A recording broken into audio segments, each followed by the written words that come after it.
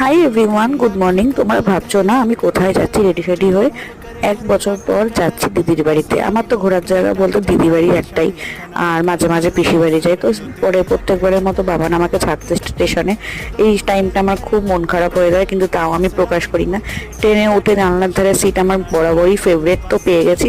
আর এই যে আমার পটলা বাবা, বৌদি ভাইয়ের একমাত্র ছেলে, যার জন্যই আসা। এই যে আমরা সবাই মিলে এখন ঘুরতে বেরিয়ে গেছি ব্রেকফাস্ট করে। তো এখানে আনন্দময়ী মন্দির আছে, যেখানে রিসেন্ট শুটিংও হয়েছে, সেই মন্দিরেই এসেছি।